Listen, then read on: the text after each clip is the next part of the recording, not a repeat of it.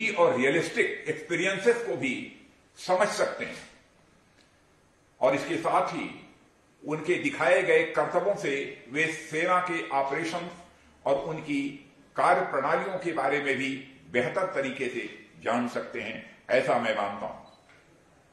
यानी समग्रता में देखें तो यह उत्सव मैं यह मानता हूं कि अपने में बहुत ही महत्वपूर्ण है और इस फेस्टिवल में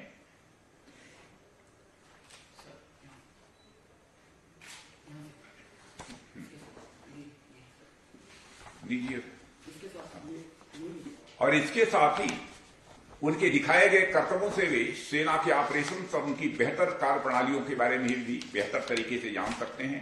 यानी चर्चा में यह कर रहा था कि समग्रता में देखें तो यह उत्सव युवाओं के लिए ज्ञान, अनुभव और देश प्रेम की एक संयुक्त स्थली है।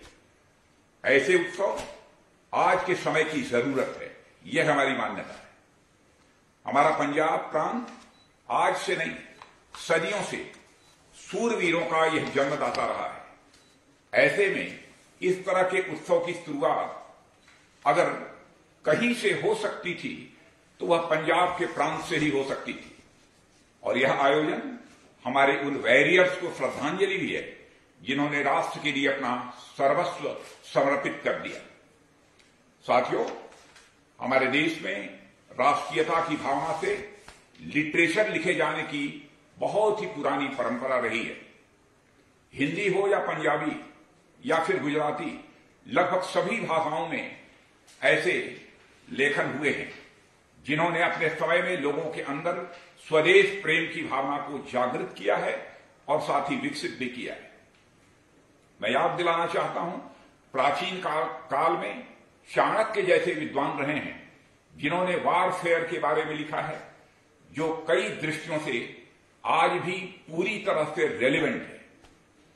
वहीं आधुनिक भारत में देखें तो महात्मा गांधी, सुभाष चंद्र बोस, सरदार भगत सिंह और लाला लाजपत राय से लेकर प्रेमचंद, जयशंकर प्रसाद और माखनलाल चतुर्वेदी ने राष्ट्रीयता की जो अलख अपनी लेखनी से जगाई, वह आज भी पाठकों के हृदय को राष्ट्र प्रेम के प्रकाश से भर देती है। जयशंकर प्रसाद के एक कविता के पाठ का मैं यहां उल्लेख करना चाहूंगा। हिमाद्रि तुंग तृंग से प्रबुद्ध शुद्ध भारती, हिमाद्रि तुंग तृंग से प्रबुद्ध शुद्ध भारती, स्वयं प्रभा समुज्ज्वला स्वतंत्रता पुकारती। ऐसे उद्घोषों ने उस समय के युवाओं को एक नए जोश से भर दिया था और इसी तरह गणेश शंकर विद्यार्थी और आगे चलकर पंडित दीनदयाल उपाध्याय जैसे पत्रकार भी हुए जिन्होंने पत्रकारिता को राष्ट्रीयता की दिशा में आगे बढ़ाया। साथियों, मिलिट्री लिटरेचर को आम जन से जोड़ने के पीछे खुद मेरी भी गहरी रुचि रही और मेरी बड़ी इच्छा है कि हमारी आने वाली पीढ़ियां हमारे देश के इतिहास और खासकर जो बॉर्डर हिस्ट्री है, सीमाई इतिहास है, उसको जानें और समझें। और इसके लिए हमने डिफेंस मिनिस्ट्री का पद ग्रहण करने के साथ ही बाकायदा एक कमेटी गठित की है और यह हमारे बॉर्डर हिस्ट्री और उससे जुड़े जितने युद्ध हुए हैं, सूरवीरों ने बलिदान दिए हैं और उनके समर्पण को सरल और सहज तरीके से लोगों के सामने लाने की दिशा में यह काम करे, इस दृष्टि से मैंने एक कमेटी का गठन भी किया है। रक्षा मंत्रालय से जुड़े थिंक टैंक, मिलिट्री स्ट्रेटेजी से भी जुड़ी रिसर्चेज, जर्नल्स और पीरियोडिकल्स का ऑफलाइन और ऑनलाइन यह प्रकाशन करते हैं ताकि इस विषय में रुचि रखने वाले लोगों तक ऐसी सामग्रियां मुफ्त में पहुंच सकें। इन सब का उद्देश्य यही होता है कि रिसर्चेज और जनता के बीच का यह गैप कम हो। समय समय पर मैं खुद इन कामों की समीक्षा करता रहता हूं और जो भी आवश्यक दिशा निर्देश होते हैं वह भी देता रहता हूं। मेरा प्रयास रहता है कि हमारे देश की जनता अलग अलग स्तरों पर हमारी सेनाओं और राष्ट्रीय सुरक्षा से जुड़ी चीजों को अच्छी तरह से समझें और यथासंभव उसमें अपना योगदान भी दें।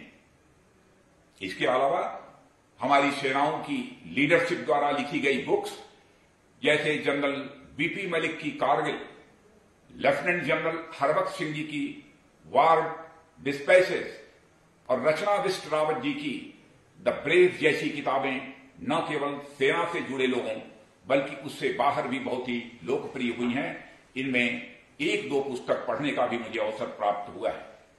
ऐसे में यह फेस्टिवल एक साथ हमें उन लिटरेचर से जुड़ने का मौका देता है जो अपने आप में नॉलेज और एक्सपीरियंस का भंडार है।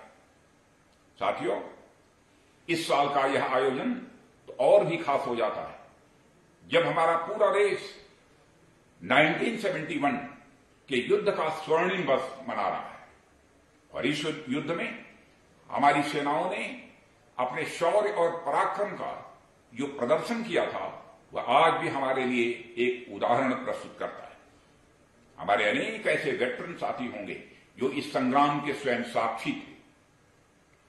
यहां मैं अपने युवा साथियों से कहना चाहूंगा कि आप सभी हमारे वेटरन से उनके अनुभवों को जानने का कोई मौका न छोड़ें। हमारे युवा ये पाएंगे कि उनके रियल एक्सपीरियंसेस के सामने मोबाइल में खेले जाने वाले वार गेम्स की कोई अहमियत नहीं है। हमारे वेटरन्स इन अनुभवों के जीते जागते एक दस्तावेज हैं और चलते फिरते स्वयं में वह एक इंस्टीट्यूशन है। मैं इस फेस्टिवल में होने वाले इवेंट्स को, खासकर पैनल डिस्कशन के विषयों को देख रहा था तो मुझे लगा कि इसका दायरा केवल मिलिट्री तक ही सीमित नहीं है बल्कि मिलिट्री के साथ साथ यह हमारे पूरे भारतीय राष्ट्रीय सांस्कृतिक परिदृश्य को अपने अंदर समेटता है। साथियों, डिफेंस और स्ट्रेटजी से जुड़े विषयों के साथ साथ देश की संस्कृति, जय जवान जय किसान, आत्मनिर्भरता और बॉलीवुड जैसे विषयों पर संवाद इस आयोजन को बहुत ही व्यापक बना देते हैं।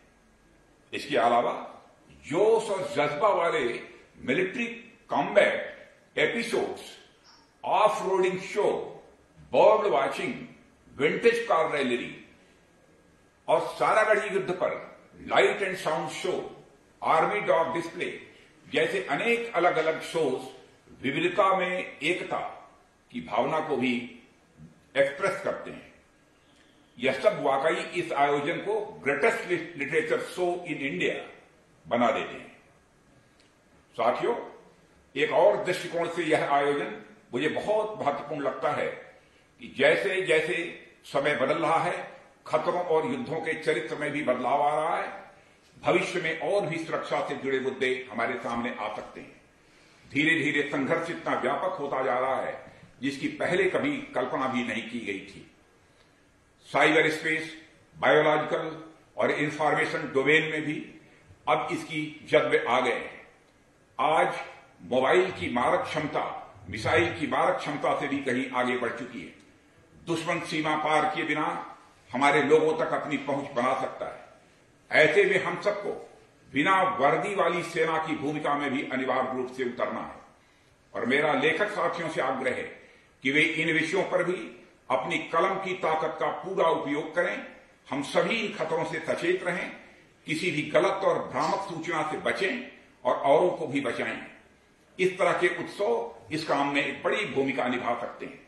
आयोजकों से मैं यही अंत में कहना चाहूंगा कि आगामी फेस्टिवल में आप लोग इसे थीम के रूप में रखें और आम जनता को इसके बारे में जागरूक करने का भी प्रयास करें।